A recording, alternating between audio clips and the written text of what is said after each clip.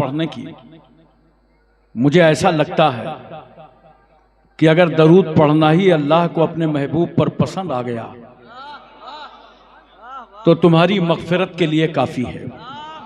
जरा एक बार दिल लगाकर जो बाएं हाथ खड़े हैं ना, आ जाओ सामने आ जाइए। ये लोग आज मौलाना बनाए गए हैं, आज ये बयान नहीं करेंगे, आज हमारा बयान होगा। उसके बाद इन्हें खूब अपने गांव में महल्ले में ले जाना है, खूब इनकी तकरीरें सुनना। इधर बैठ जाओ, आ जाओ बैठ जाओ। बहुत तारीफ सुना था।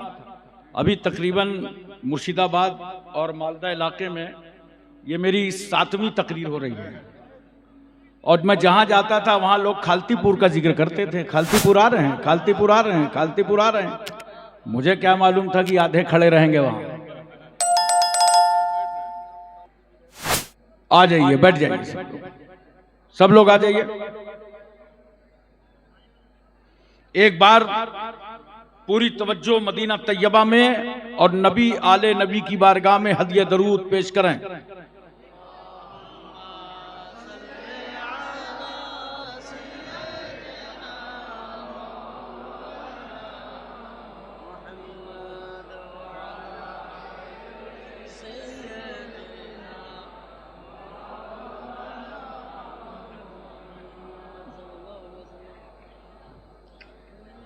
माशाअल्लाह, बाद नमाज इशा से लेकर अब तक आपने उलमाए किराम के नूरानी बयानात, सवालो जवाब का सिलसिला, हदियानात सब समाअत फरमाया। इसी स्टेज पर ख़त्म बुखारी शरीफ का एहतमाम हुआ। इस इलाके का ये बहुत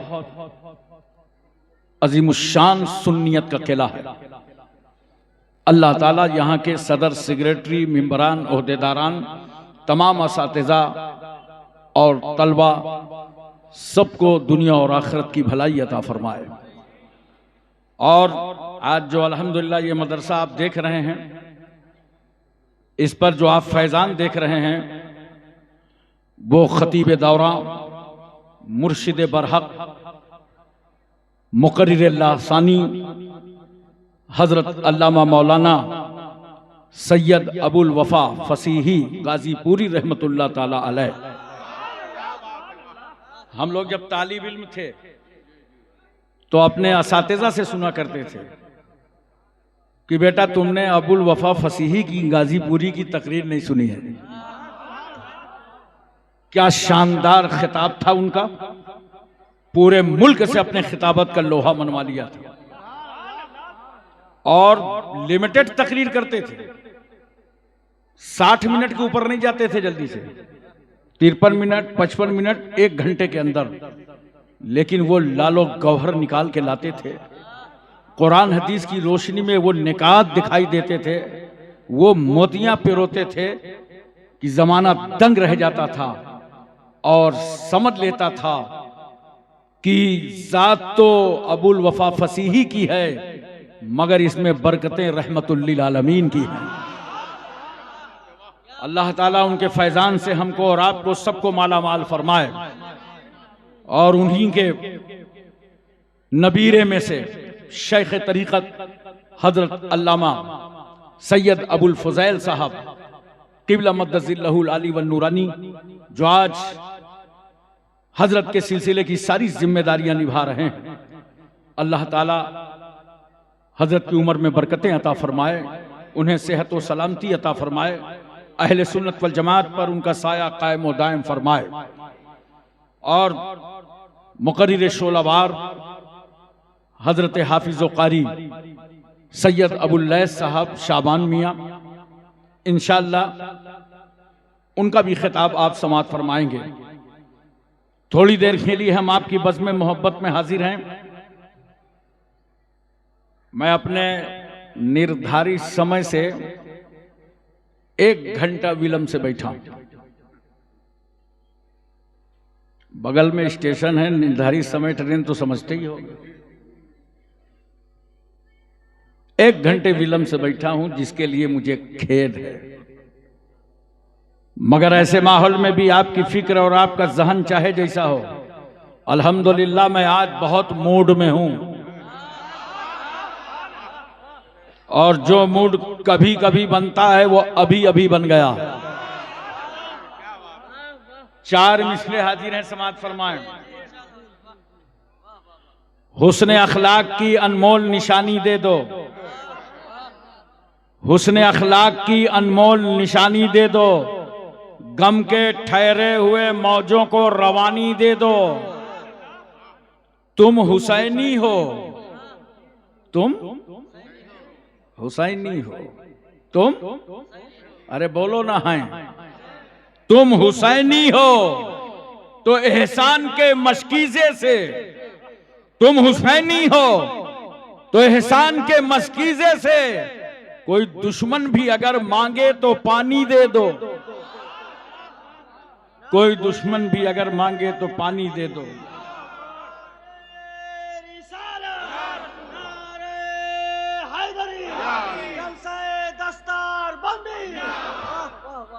चार मिसरे और सुन।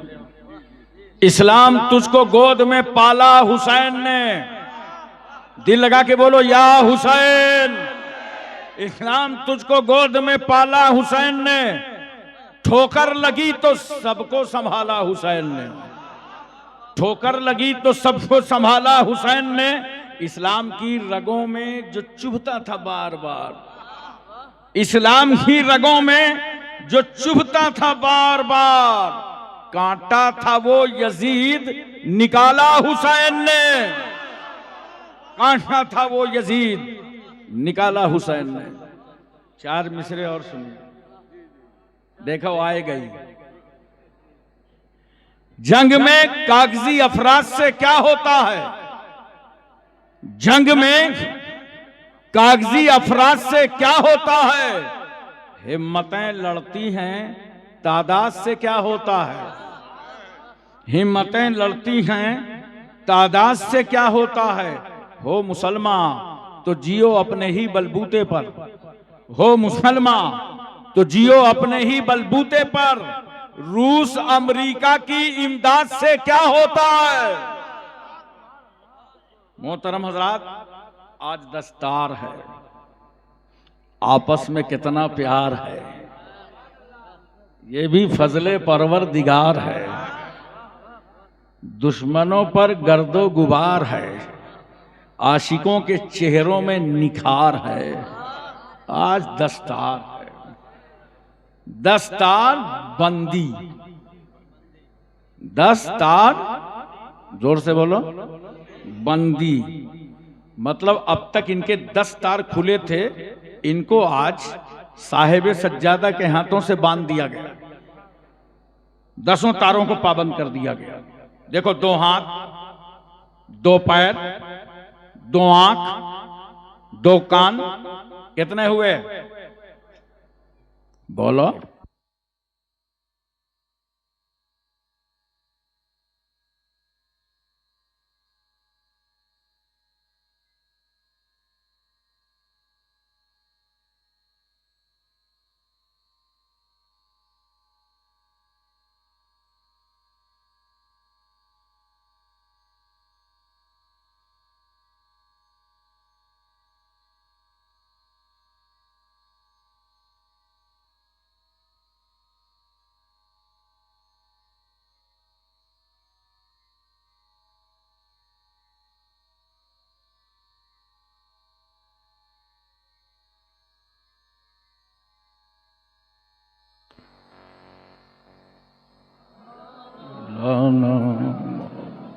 सल्लल्लाहु अलैहि नबी वालैहि सल्लल्लाहु अलैहि वसल्लम, सलातुम व सलामुन अलैका या रसूल अल्लाह।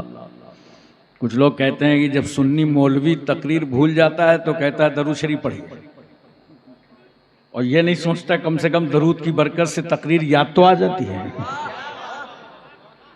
इसी तरह लाइट चली गई तो दरूद पढ़ने लगते हैं, देखो दरूद की बरकत से लाइट ही आ गई। तो ये एक उसमें से जुबान है, 2 आंखें हैं, एक जहन है, 10 करो बस, वरना आप गिनाने लगे तो हम खुद जाएंगे फंस। ये 10 तार खुले हुए थे, मदरसा गौसिया फसीहिया मदीनतुल उलूम के तलबा के, ये हाथों से जो चाहते थे पकड़ लेते थे, ये जो चाहते जहां चाहते थे पैरों से चले जाते थे, जो चाहते थे आंख से देख लेते थे, जो चाहते थे कान से सुन लेते थे, जो चाहते थे जुबान से बोल देते थे, और जो चाहते थे दिमाग पे सोच लेते थे। मगर आज इन 10 तारों को पाबंद कर दिया गया और इन 10 तारों को बांध दिया गया है कि बच्चों, अब हाथ से वो मत पकड़ना जिसे इस्लाम ने रोका है, पैर से वहां मत जाना जिस पर शरीयत ने पाबंदी लगाई है, आंखों से वो मत देखना जिसे अल्लाह रसूल ने पसंद नहीं किया, जुबान से वो मत बोलना जो नापसंद हो। गोया अब तुझे सारा काम अपनी तबीयत से नहीं करना, मुस्तफा की शरीयत से करना। मोहतरम हजरात, इन तलबा से मैं कहना चाहता हूं, अब तक आपको आपके गांव वाले, घर वाले, इलाके वाले तालिब इल्म समझते थे, लेकिन आप में से आज कोई मुफ्ती हो गया, कोई नायबे रसूल बन गया, कोई हाफिजे कुरान बन गया, कोई कारिए कुरान बन गया।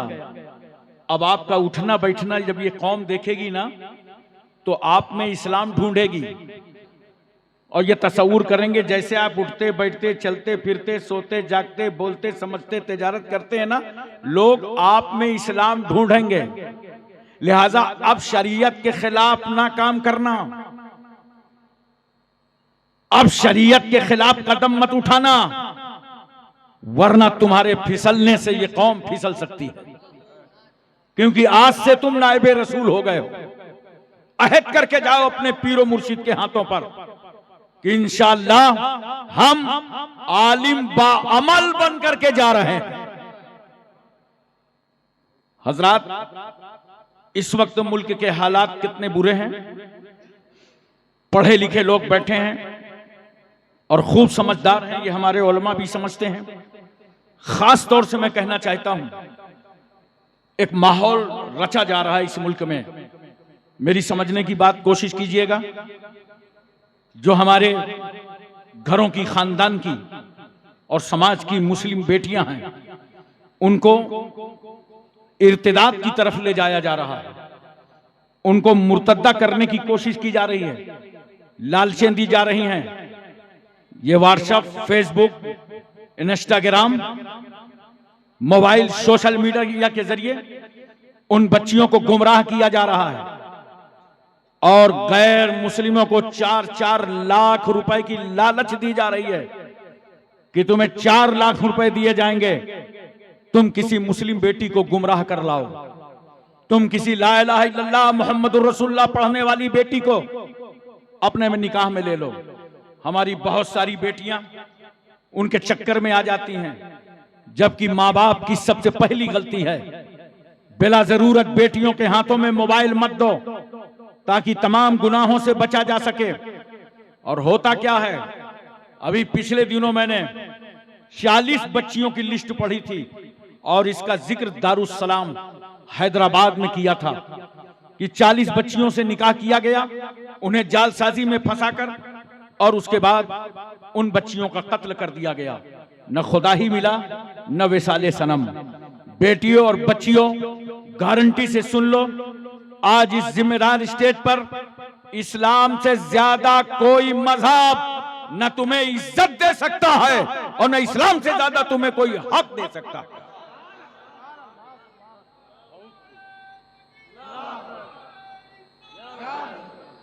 मैं बताऊंगा आज अपनी तकरीर में कहां कहां हुकूक तुम्हें इस्लाम ने दिए हैं और कितनी इज्जतों से तुम्हें नवाजा है।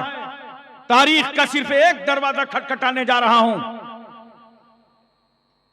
कि पैगंबर इस्लाम सल्लल्लाहु अलैहि वसल्लम की आमद से पहले इस पूरी दुनिया में भरे समाज में औरतों के साथ कौन सा व्यवहार हो रहा था और आज मुस्लिम बेटियों के साथ कौन सा व्यवहार करने की नापाक कोशिश की जा रही है।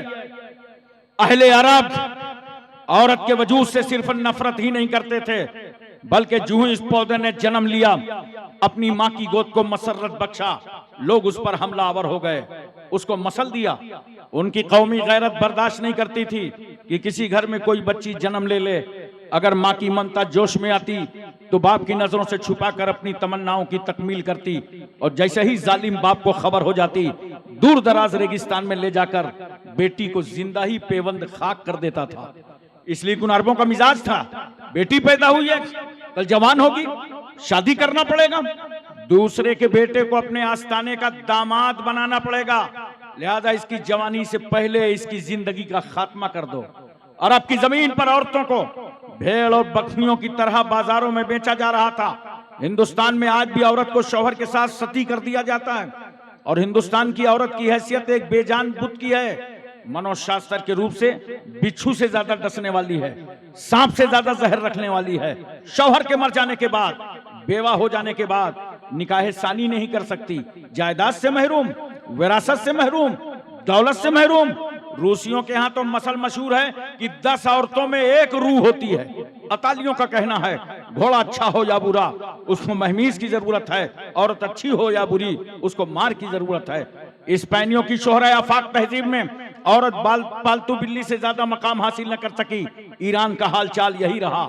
यूरान में कल भी गरीब अशखास अपनी बीवियों को कर्ज में दिया करते थे, और वो रूस का बदतरीन माहौल हमारी नजरों के सामने है। जब कोई बाप अपनी बेटी को सहने चमन से रुखसत करता तो रुखसती के वक्त एक रेशमी कोड़ा लेता और बेटी को मार कर वो कोड़ा दामाद के हवाले कर देता, ले जाओ इसी कोड़े से मेरी बेटी पर जरा यजरेबों की गर्दाने गर्दानते रहना।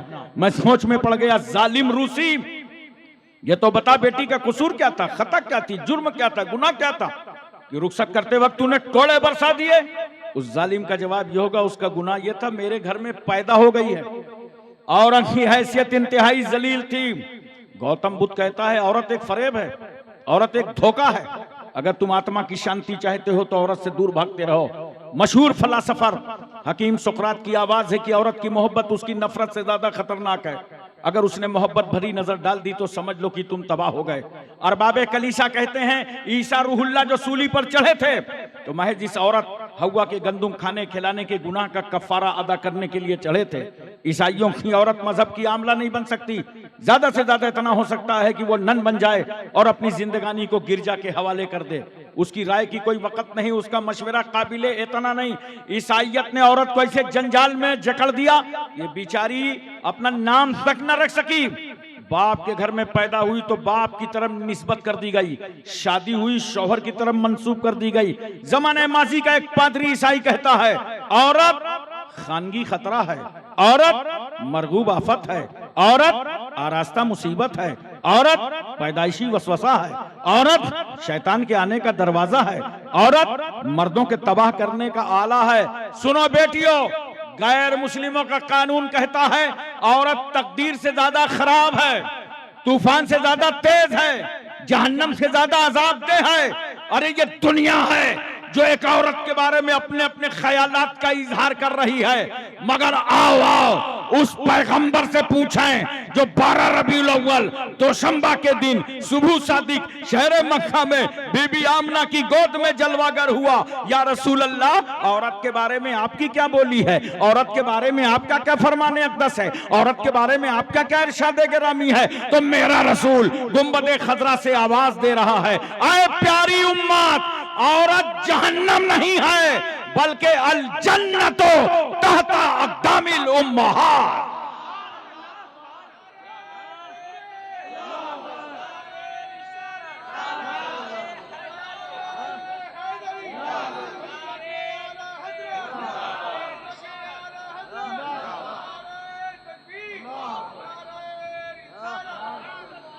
दुनिया ने कहा था औरत जहन्नम है, मगर बेटियों जिस पैगंबर का तुम कलमा पढ़ती हो वो नबी क्या कह रहा है, अगर ये औरत मां बन जाए तो इसके कदमों के नीचे जन्नत है। मां के कदमों के नीचे, जोर से बोलो, मेरी तकरीर का असर उल्टा ना ले लीजिएगा कि अच्छा बता दिया कि मां के कदमों के नीचे जन्नत है।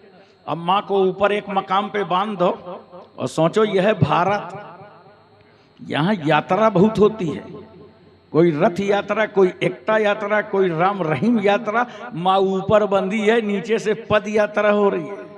और बोलो जन्नत से आ रहे हैं, जन्नत में जा रहे हैं। मां के कदमों में जन्नत है। मैं चैलेंज करता हूं, मां का ये मकाम, मनसब, इज्जत, वकार, आबरू, तकद्दुस क्या अमेरिका ने बढ़ाया है? बोलो, क्या अफ्रीका ने बढ़ाया है?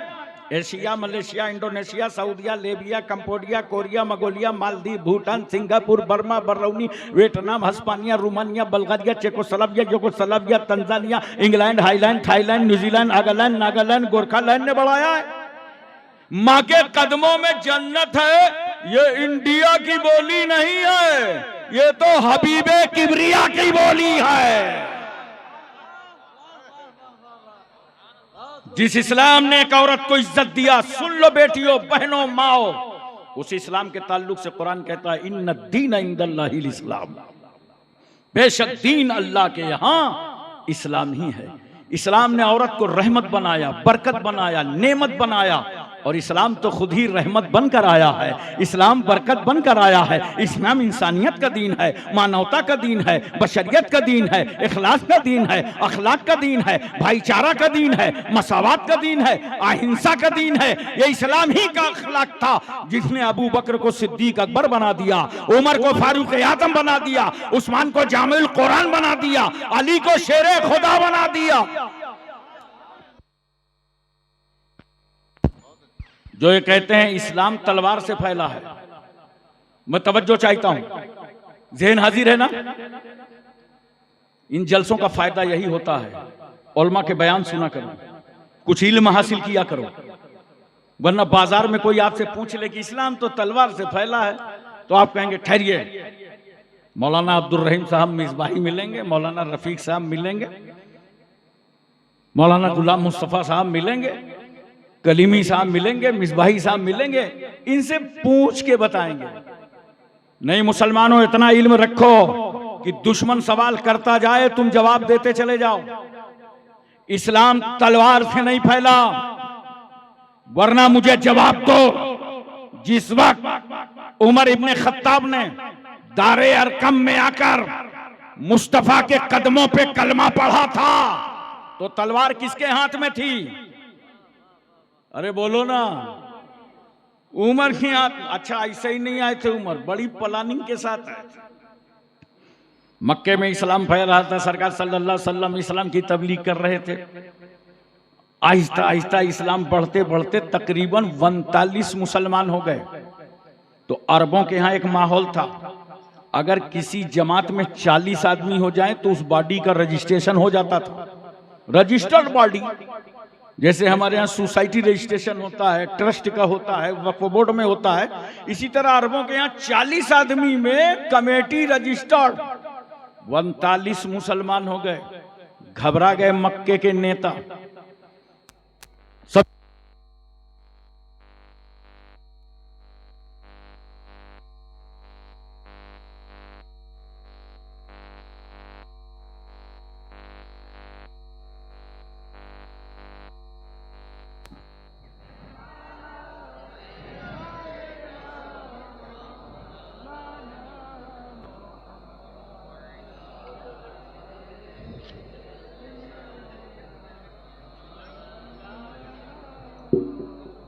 सल्लल्लाहु अलैहि नबील उम्मी। तो मक्के के तमाम शोरमा घबरा गए कि 39 लोगों ने कलमा पढ़ लिया है, एक और मुसलमान हो जाएगा तो मुसलमानों का भी रजिस्ट्रेशन हो जाएगा, 40 पूरे हो जाएंगे। इसके लिए काबे शरीफ में मीटिंग रखा, बड़े बड़े नेता जमा हुए, अबू जहल जैसे भाजपाई सब आ गए, रोको इस्लाम, किसी को मुसलमान ना होने दो, कलमा ना पढ़ने दो। खुदा की रहमत मुस्कुरा रही है, मक्के वालों तुम्हें क्या हो गया? मेरे महबूब के खिलाफ मेरे ही घर में। उमर ने मारे गुस्से के तलवार न्याम से बाहर निकाला, कहा मक्के के शोरमाओ, मक्के के जियालो, मक्के के बहादुरों, हमारी तुम्हारी खामोशी का नतीजा 39 लोग दाखिले इस्लाम हो गए हैं। अब खत्ताब का बेटा किसी को मुसलमान न होने देगा। फिजाओं में तलवार लहराया उमर ने और चल पड़े रसूल सल्लल्लाहु अलैहि वसल्लम की तरफ और कह रहे हैं उमर अब हम किसी को मुसलमान न होने देंगे। खुदा की रहमत मुस्कुरा पड़ी, उमर तुम किसी को मुसलमान नहीं होने दोगे? चलो चलो मेरे महबूब की बारगाह चलो, अब हम तुम्ही को मुसलमान करेंगे।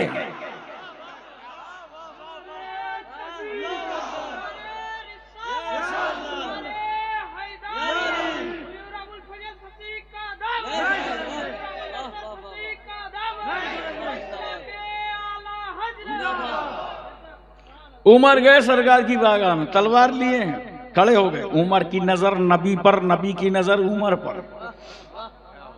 नबी ने मुस्कुरा के पूछा, उमर क्या ईमान लाने की उम्र नहीं आई? ये सुनना था कि कदमे रसूल में गिरे का सरकार पढ़ा दीजिए। दाखिले इस्लाम हो गए, कलमा पढ़ के मुसलमान हो गए। बताओ,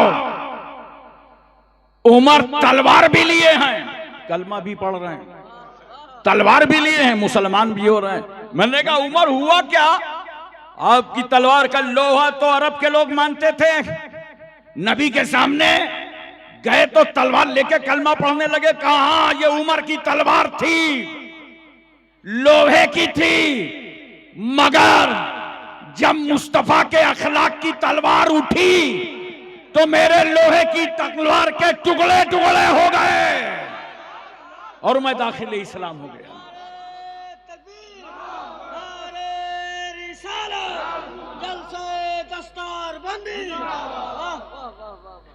बेटियों, इर्तिदाद का शिकार ना हो, अपने आप को संभालो, अपने मां बाप की इज्जत संभालो। इस्लाम वो मजहब है जो तुम्हारी दुनिया भी संवारता है, तुम्हारी आखिरत भी संवारता है, दोनों जगह की गारंटी है। अच्छा एक बात और बताओ, ऐसा बेमिसाल पैगंबर, 4 तबके समाज में ऐसे हैं जल्दी से किसी के अकीदतमंद नहीं होते। जैसे दोस्त, साथी, दोस्त अपने दोस्त का कभी भी अकीदतमंद नहीं होता, क्लास फेल हो, जब भी मिलेगा बाहों से बाहें डाल देगा। कैसे हो, क्या हाल है, उसको खराब लगेगा। अबे मेरी पोस्ट नहीं समझ रिया, मैं जिला अधिकारी हूं, मगर नहीं, साथी की नजर में तो साथी साथी होता है, दोस्त अपने दोस्त का अकीदतमंद नहीं होता। बोलो, ये जितने साथ में पढ़े हैं ना, हिफ्ज वाले भी हैं, इफ्ता वाले भी हैं, इनमें एक दूसरे को किसी से अकीदत नहीं है, एक साथ फारिग हो रहे हैं, बोलो एक साथ पगड़ी बंधवा रहे हैं, तो साथी अपने साथी का अकीदतमंद नहीं होता। इसी तरह बीवी शौहर की अकीदतमंद नहीं होती। इतना खामोश हो, लगता है सबकी बीवियां बहुत अकीदतमंद हैं। अबे बताओ तो जरा सा, बीवी शौहर की अकीदतमंद नहीं होती। देखो ये हमारे उलमा जब आपके यहाँ मिलाद में, जलसे में, कॉन्फ्रेंसों में आते हैं, आप कितनी इज्जत करते हैं, खातिरी करते हैं। आइए हजरत तशरीफ लाइए, बड़ी मेहरबानी, बड़ा करम, बड़ा एहसान, आइए मुबारक कदम रख दीजिए, बोलो। लेकिन अभी नहीं, जब मैं कानपुर चला जाऊं तब इनसे पूछना, जब ये अपने घर जाते हैं कभी बीवी बोली आइए आइए, बड़ी मेहरबानी है, बड़ा करम है, बड़ा एहसान है, आइए मुबारक कदम रख दीजिए, जल्दी से मुकद्दस कदम रख दीजिए, बड़ी मेहरबानी। बीवी बोली? अबे बीवी की नजर में तो शौहर शौहर होता है। इसी तरह बच्चे बड़ों के अकीदतमंद नहीं होते। सलाम होगा तो देखना जो बच्चे पीछे थे सबसे आगे, इंक्वायरी करो आए कहां से, रास्ते से कि तुम्हारी टांगों के अंदर से, क्योंकि बच्चे बड़े के अकीदतमंद नहीं होते। इसी तरह अरबों में गुलाम, इंडिया में नौकर, नौकर मालिक का अकीदतमंद नहीं होता। इस चक्कर में कभी ना रहना, हाथ बांधे खड़ा है, यस सर, जी सर, हाँ सर, पूरे जवाहरे से ताजीम कर रहा है, लेकिन अंदर ही अंदर सोच रहा है 6 बज गया है, ये छोड़ेगा कब, क्योंकि नौकर मालिक का अकीदतमंद नहीं होता। नोट करो, लाओ मेरे पैगंबर की मिसाल। जमीन इधर से उधर हो सकती है, आसमान तबाही के लिए जबड़े खोल सकता है, मगर बेमिसाल पैगंबर का कोई जवाब नहीं ला सकता। दोस्त दोस्त का अकीदतमंद नहीं, बीवी शौहर की अकीदतमंद नहीं, बच्चा बड़े का अकीदतमंद नहीं, नौकर अपने मालिक का अकीदतमंद नहीं, मगर कुर्बान जाओ उस रहमतुल लिल आलमीन पर कि मेरे रसूल ने सबसे पहले जो कलमा पढ़वाया तो अपने दोस्त अबू बकर से कलमा पढ़वाया।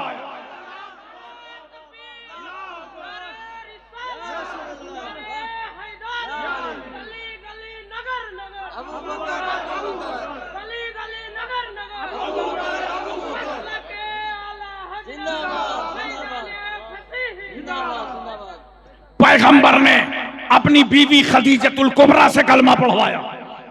रसूलुल्लाह ने मौला अली शेरे खुदा से पढ़वाया। कम उम्री का जमाना है। आला हजरत फाजिले बरेलवी लिखते हैं 8 साल से लेकर 10 साल तक की उम्र है। पैगंबर ने पूछा, अली रात में खदीजा को देखा था, नमाज पढ़ते देखा था। हाँ या रसूल अल्लाह, ये हाथ का उठाना, हाथ का बांधना, हाथ का खोलना, पेशानी जमीन पर रख देना, पैगंबर ये कौन सा तरीका है? नबी फरमाते हैं, सुनो अली, जिस खुदा ने मुझे नबी बनाया है ये उसकी इबादत का तरीका है। का सरकार पढ़ा दीजिए।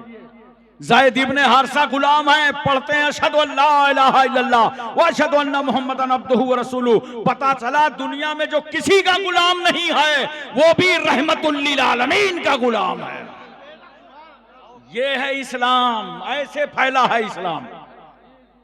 और एक बात और सुन लीजिए बहुत प्यार के साथ। बेटियों बहनों, औरतें कई तरीके की होती हैं। एक औरत वो है जो मां बन के नजर आती है, एक वो है जो बेटी की शक्ल में दिखाई पड़ती है, और एक वो है जो बीवी बन जाती है, और एक औरत वो है जो समाज में महल्ले में एक बेवा का रूप ले लेती है।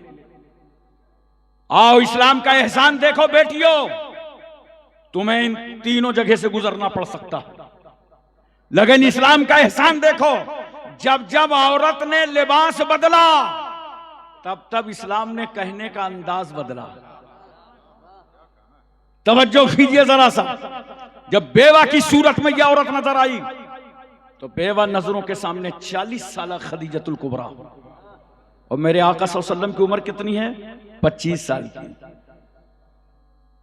25 साल का पैगंबर, 40 साल बेवा खदीजतुल कुबरा, उम्र 40 साल प्लस बेवा।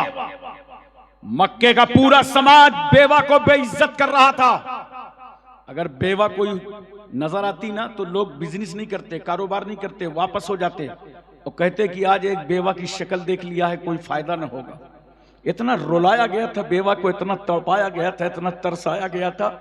बेटियों, मैं तुमसे पूछता हूं, तुम्हें बताता हूं, इस्लाम है ये इस्लाम कि तुम्हें बेवा होने के बाद भी इज्जतों से नवाजता है। और सुनो, एक बार रूह निकल जाए तो मौत, लेकिन अगर किसी के एहसास को ललकारा जाए तो हर सेकंड में मौत। अरबों के यहां माहौल था कि ये औरत बेवा हो गई है, 4 दीवारी के अंदर कैद कर दो। अब कितना रोई वो औरत। बाजू में सहेली की बारात आई है, शहनाई बज रही है, हाथों में मेहंदी लगी है, बेवा का कलेजा फट रहा है, मंसूबे खाक में मिल रहे हैं, इरादे पामाल हो रहे हैं। ए अल्लाह, मेरे शौहर का इंतकाल हो गया तो मेरा कसूर क्या था? अब मैं किसी के घर की दुल्हन नहीं बन सकती। ये समाज तड़पा रहा था एक बेवा को। खड़े हो गए 25 साल के पैगंबर और 40 साल की बेवा खदीजतुल कुबरा को अपने निकाह में लेके पूरी दुनिया को बता दिया कि जिस बेवा को तुमने अभागन समझा था, मुस्तफा ने उसे सुहागन बना दिया। एक बेवा को कोई धर्म इतनी इज्जत देने को तैयार है? बोलो। मैं तवज्जो चाहता हूं, सरकार सल्लल्लाहु अलैहि वसल्लम की अज़वाजे मुतहरात में हजरत खदीजतुल कुबरा, हजरत आयशा सिद्दीका, हजरत सौदा, हजरत उम्मे सलमा, उम्मे हबीबा, हफ्सा, ज़ैनब बिन्त खजीमा, हजरत मैमूना, हजरत जुवैरिया, हजरत सफिया। नोट करो। और बेटियों और बहनों, इस्लाम समझो। रसूलुल्लाह ने बेवा से निकाह इसलिए किया ताकि मेरी उम्मत के लिए तमाम बेवा औरतों से निकाह करना सुन्नते रसूल बन जाए। और मेरे पैगंबर ने तलाकशुदा से निकाह किया, तलाकशुदा से निकाह किया ताकि मेरी उम्मत का कोई फर्द जब तलाकशुदा से निकाह कर रहा हो तो मायूस ना हो, बल्कि ये समझे कि सुन्नते रसूल अदा हो रही है।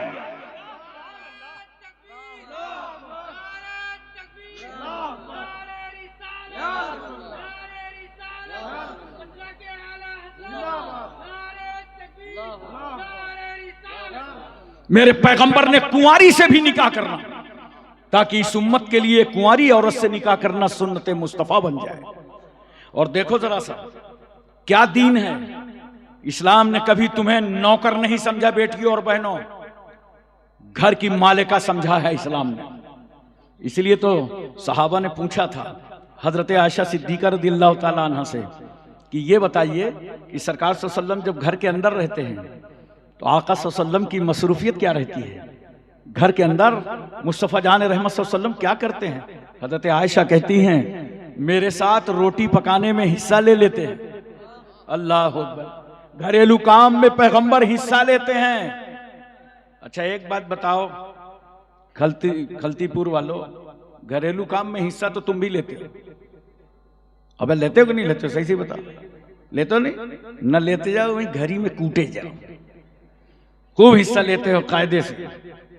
लेकिन मैं एक रास्ता बता दूं, बीवी के दबाव में हिस्सा लोगे तो उजरत क्या मिलेगी, सिर्फ बीवी खुश हो जाएगी। लेकिन अगर यही अमल सुन्नते रसूल समझ के करोगे तो जानते हो अल्लाह इसका सवाब भी अता फरमाएगा और तेरी बीवी भी खुश हो जाएगी। और ये अमल तेरा गुलामी नहीं कहलाएगा, ये मुस्तफा की सुन्नत कहलाएगा। और पैगंबर सल्लल्लाहु अलैहि वसल्लम की अज़वाज के जरिए से जो इस्लाम बाहर आया, क्योंकि जब पैगंबर घर में हैं, हुजरे आयशा में हैं, सरकार वहां क्या फरमा रहे हैं, तो उसको तो अज़वाजे मुतहराती सुन सकती थी। कितने प्यार से बेटियों तुम भी हदीसें याद किया करो, कुरान की आयतें याद किया करो, दीन की तालीम लिया करो। मालूम है कितनी हदीसें हजरत सौदा ने रिवायत फरमाई हैं? 5 हदीसें हजरत सौदा ने रिवायत फरमाई। 2210 हदीसें हजरत आयशा सिद्दीका ने रिवायत फरमाई। हजरत हफ्सा ने 60 हदीसें रिवायत फरमाई। उम्मे सलमा ने 378 हदीसें रिवायत फरमाई। उम्मे हबीबा ने 65 हदीसें रिवायत फरमाई। हजरत मैमूना ने 76 हदीसें रिवायत फरमाई। हजरत जैनब ने 11 हदीसें रिवायत फरमाई। हजरत जुवैरिया ने 60 हदीसें रिवायत फरमाई और हजरत सफिया ने 10 हदीसें रिवायत फरमाई। सहाबा किराम तो हजरत आयशा सिद्दीका रज़ियल्लाहु ताला अन्हा से इस्तिफादा किया करते थे। तवज्जो कीजिए जरा सा बेटियों बहनों, दूसरे की तरफ मुंह मत लगाओ, न तुम्हें दुनिया अच्छी बन सकती है न आखिरत। इस्लाम ही ऐसा मजहब है कि तेरी दुनिया भी बेहतर कर रहा है और आखिरत भी बेहतर कर रहा है। इसलिए एक बात सुन लो मोहब्बत के साथ और बड़े प्यार के साथ। देखो यही औरत बेवा बनती, आपने देखा बेवा को, लेकिन मैं आपसे एक बात पूछना चाहता हूं, मोहब्बत के साथ बताओ, प्यार के साथ बताओ। इस्लाम ने तो ये तस्वुर दिया है, लेकिन आज हमको और आपको अगर निकाह करना हो बेटी का और घर में कोई बेटी जवान हो, उस बाप से पूछो जो दिन भर की ठोकरें खाने के बाद घर आता है और जवान बेटी का चेहरा देखा, आंखों में आंसू तैर गए, ए अल्लाह ये मेरे घर की इज्जत और आबरू है, इज्जत का रिश्ता अता फरमा। माँ रो रही है, बाप रो रहा है, खानदान रो रहा है, बेचैन और बेकरार। अब कहीं अगर रिश्ता मिल भी गया और पैगाम लेके गए, यहां पे नौजवानों में तुम्हारे हिदायत के लिए कह रहा हूं, अपने आप को बदलो, अपने समाज की बेटियों को अपने निकाह में अपनाओ। तुम्हारे घर कोई पैगाम लेके जाता है तो कहते हो बीवी बाद में आएगी, टीवी पहले जाएगी, हमको फ्रिज चाहिए, हमको मोटरसाइकिल चाहिए। देहात वाले कहते हैं हमको ट्रैक्टर चाहिए। और कुछ जगह हिंदुस्तान में ऐसी हैं जहां लोग बोलते हैं हमको बिल्कुल नकद चाहिए। वो तो जामे मस्जिद दिल्ली के गेट पर एक फकीर भीख मांग रहा था, एक साहब ने देखा चांदनी चौक में टहल रहा है, कहा बाबा जामे मस्जिद का गेट तो बड़ा अच्छा गेट था, यहाँ तो बड़ा माल, अमेरिका का डॉलर, सऊदिया का रियाल, कुवैत का दिनार, बंगाल का टका, भारत का रुपया सब मिलता था, इसको कैसे छोड़ा। क्या क्या बताऊं, एक जवान बेटी थी, शादी करना था, दामाद जहेज बहुत मांग रहा था, तो मैंने मजबूरन अपनी भीख मांगने वाली जगह अपने दामाद को दे दिया है। अब वहां मेरा दामाद बैठता है, मैं घूम फिर के अपना काम चला लेता। नौजवानों में सिर्फ तुमसे इतना पूछना चाहता हूं, मुझे बताओ क्या भीख मांगने के लिए एक मजबूर बेटी ही का घर मिला था? अरे ये खैरात के टुकड़े लेने के लिए एक बेसहारा बेटी मिली थी? नादान, भीख ही लेना था तो अलाउल हक पंडवी की मजार पे क्यों नहीं गया? भीख लेना था तो सादुल्ला पीर पीराना पीर के आस्थाने क्यों नहीं गया? तुझे भीख ही लेना था तो अजमेर चला गया होता। कुतुबुद्दीन बख्तियार काकी, महबूबे इलाही, साबिर कलियरी, जिंदा शाह मदार, वारिसे देवा, मखदूमे के चौथे, मखदूमे जाजमो, नसीरुद्दीन चिराग देलवी, शाह जमालुल्लाह रामपुरी, मुनव्वर अली शाह इलाहाबादी, शरफुद्दीन याहिया मुनैरी, अलाउल हक पनवी, अखी सिराजुद्दीन, मखदूमे माहिम, बाबा बहाउद्दीन, बाबा ताजुद्दीन, मखदूम शामीना, सैयद सालार मसूद गाजी, सरकार महरा। अरे भीख लेना था तो फिर तू गाजीपुर जाकर अपने पीरो मुर्शिद अबुल वफा वसफसीही के आस्थाने पे तड़पा क्यों नहीं? भीख ही लेना था तो फिर मुजद्दिद अल्फसानी के आस्थाने क्यों नहीं गया? अगर भीख ही की जरूरत थी तो बरेली जाकर आला हजरत के कदमों पे तड़प गया होता तो तुझे जमीन भी नजर आती और मुस्तफा का दीन भी नजर आता।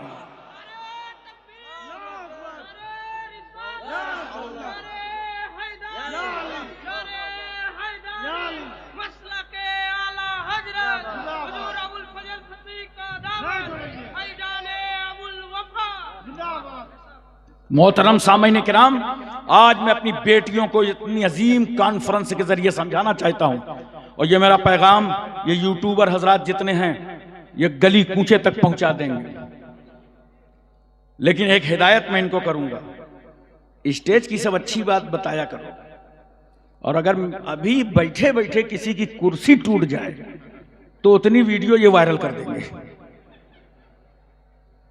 बोलो। और कहीं दो मौलवी आपस में लड़ जाएं तो हंगामा मचा देंगे। अभी 2 मिनट में देखो, वायरल की नीयत से काम न करो, तबलीग की नीयत से करो।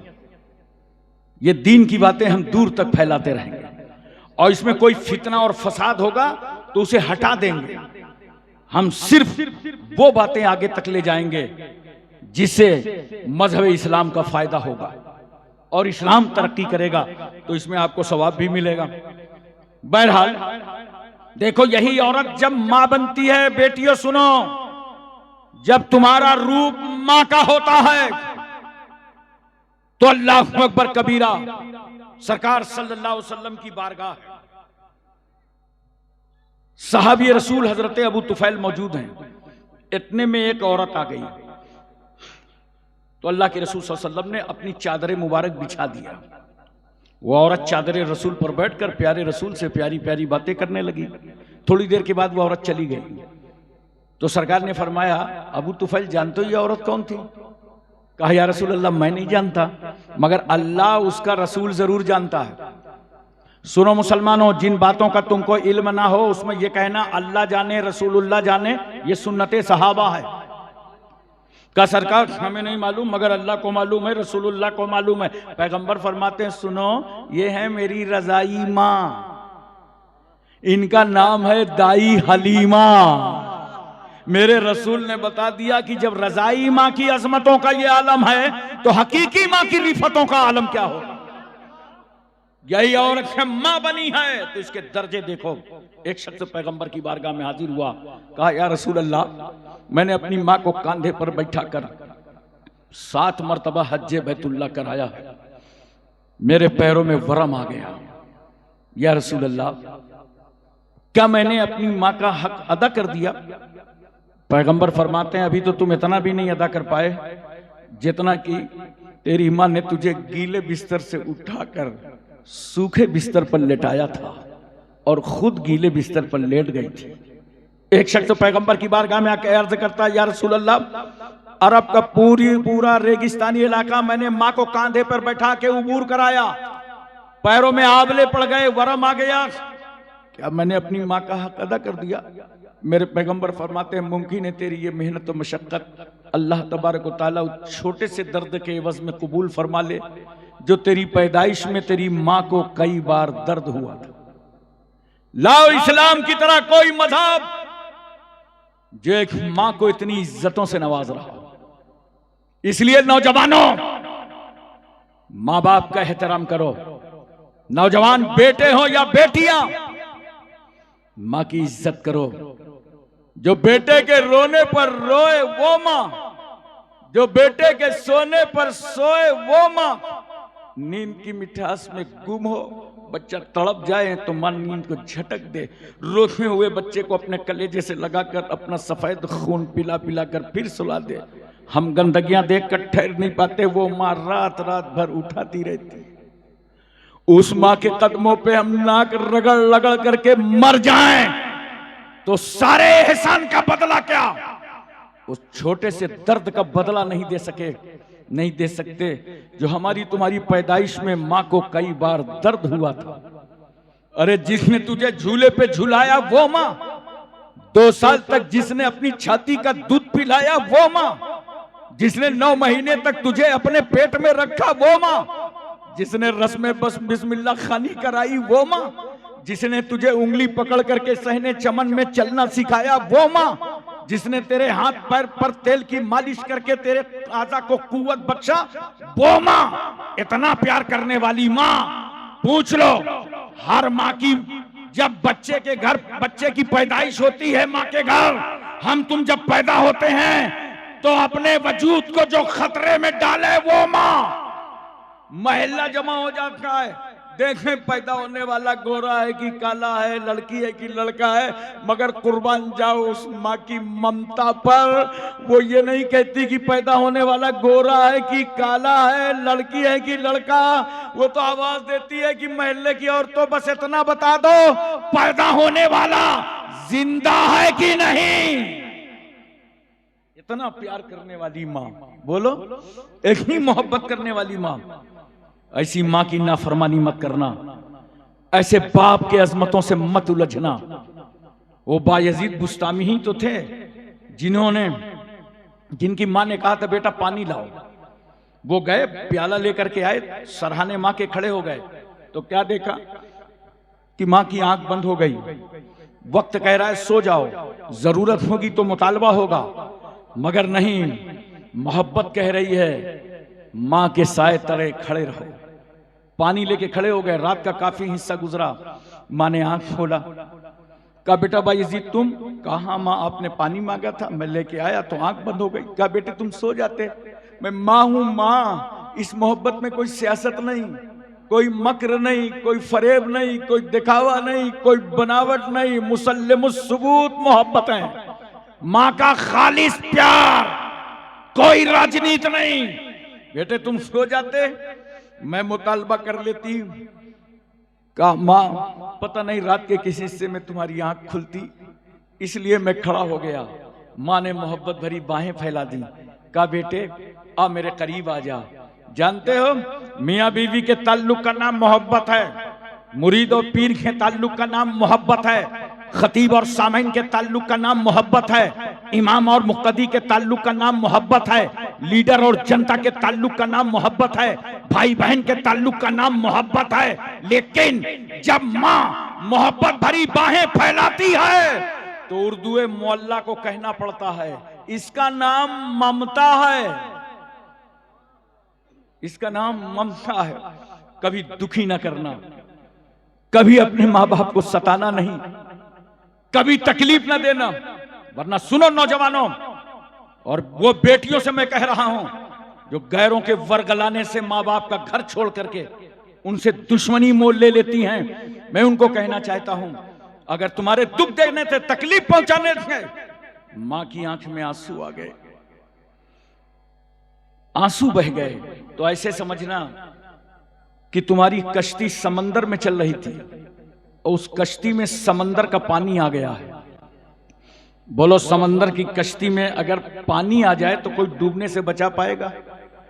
इसी तरह मां की आंख में अगर तुमसे पीड़ित होकर आंसू आ गए तो समझ लेना तुम्हारी जिंदगी की कश्ती में पानी आ गया है, अब इसको डूबने से कोई ना बचा पाएगा।